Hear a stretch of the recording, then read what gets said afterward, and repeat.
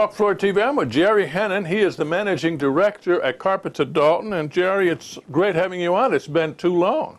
Been a while. It's good to be here. It's first of all, I wanted to express our condolences about the death of your father. As everybody's aware, a pioneer in this industry, well thought of guy around this industry, and I just wanted to wish those, give you our condolences as well. Thank you. Appreciate that. He was a good man. I guess I hit the lottery having him as a father. So, but I miss him.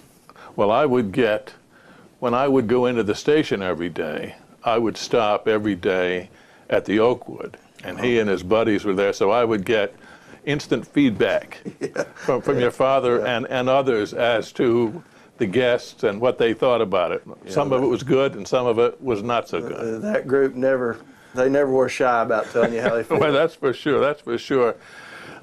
Talk about the Furniture of Dalton organization as it exists today. I know it's been through some iterations over the years. Well, I mean, it's much the same as it always has been. I mean, we still do both wholesale and retail. Both of those, they ebb and flow from time to time. Sometimes we do more wholesale, sometimes more retail. We probably have we're not utilizing quite as much space on the furniture side as we did in the past. Floor covering is pretty much the same as it always been. Probably don't carry as much inventory as we did at one time. Don't really need to with the way, being here in Dalton, the way things are serviced. But, and then again, we really have the same staff. We have fewer people than we had, but we have a lot of the same people that have always been here still here. So, that's the good part. Now, the marketplace that you serve, and I can remember when I first came to town in the 70s, you'd get retailers pulling in with their trucks on a regular basis. I guess that doesn't happen so much. How has the customer base changed? Well, we still have customers all over, but, typically we pull from a 200-mile radius. But we still have some of that, not as much, because there's not as much building and things going on as there used to be. But, we still have good traffic. People will drive in and want something to carry with them. Occasionally, people still need stuff quick. 2015, what kind of year are you seeing? 2015, it's been a roller coaster. We're up over last year a little, but it's kind of been up and down. First quarter was good. Second quarter not so good. Summer was good. Been a little slow since Labor Day, but I think we'll finish strong. A lot of questions out there just in terms of consumers and their ability to spend, it seems to me. People are closer to the vest, and they don't spend until they have to, and they take more time making a decision. And I think a lot of things have to do with it. Market's been up, been down lately. All those things factor in. I guess people feel poorer as the Dow falls, I suppose. I know I do. Business, say, in 2007 versus the way it is today, how would you peg those differences? And I guess the way Furniture of Dalton has had to adjust to that. Well, I mean, it was easy back in 2007. I mean, really, there was so much demand. There was so much building going on. And, everybody needed it fast. And today, with less building, our customer is more of a remodeler. They take more time to make a decision. They're more educated than they were with the internet and everything. And of course, the good thing, I have the same staff, so we're used to it, and we have to spend a little more time with them, work a little harder. But if we can get in front of them, we do well. I see. Furniture of Dalton. Now, I don't know, a lot of people listening to this and watching this haven't been to Dalton before, but this is a huge facility. You got lots of furniture. How's that operation been? They're doing a lot better. They kind of took a black eye with everything we went through, but we've got that floor stocked back up with some really, really nice product. We've got probably as good a selection as you can find anywhere. So that business has done well this year. They're doing good.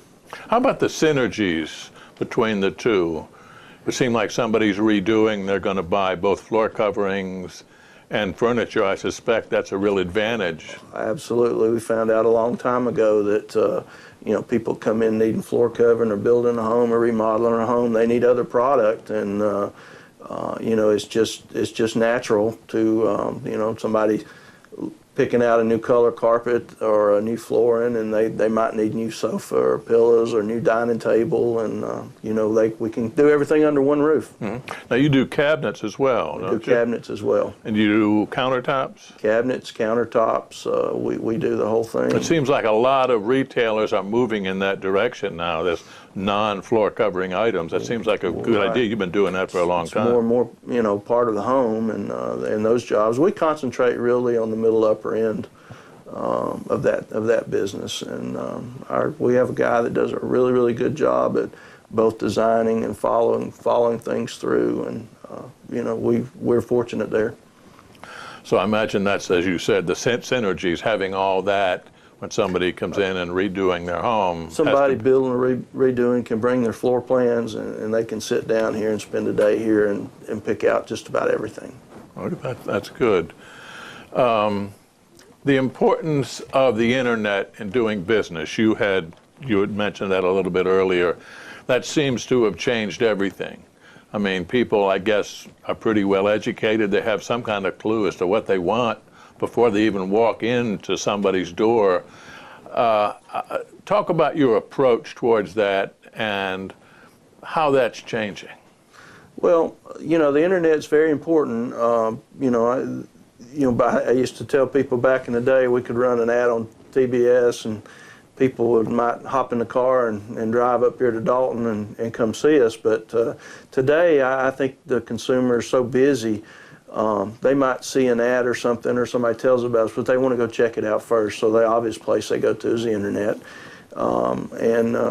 We get a lot of leads and do some business off the internet. People, contact us, and sometimes we can sell a customer without them ever having to drive here. The best way is still to drive here, and that's our approach on our website, is to let people know we're a box as well as a website, and we want them to come here because we think we can do them the best job, show them the most product when they're in the store. But that's just an important advertising tool now. That and social media, you have to have it.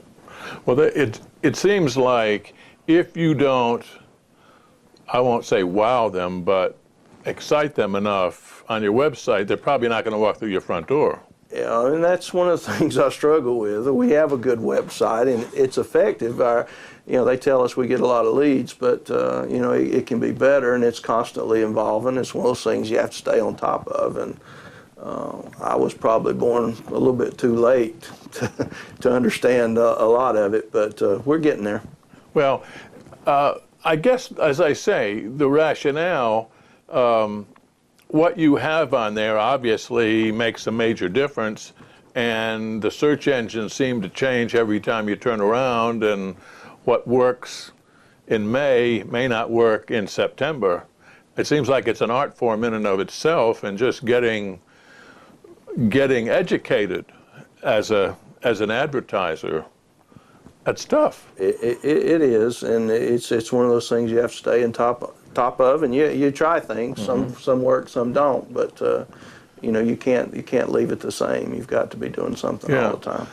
Social media. Talk about your approach to social media. We do the Facebook and the Twitter, and we'll put a promotion on there occasionally. But I think one of the things you don't want to do on there is you don't want to promote yourself to death. People get tired of looking at sales and promotions, so you have to do a little bit of everything. You have to put content on there that people think that's cute, or things like that.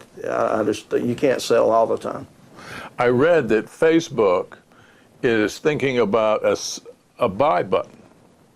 Now, I don't know how that's exactly going to work. They haven't done it yet. They're just talking about it, and maybe that was just floating to see if it was a good idea or a bad idea. Yeah. But it may be getting more towards that in the future. Yeah, it may be. I mean, those things will evolve. We still sell a product.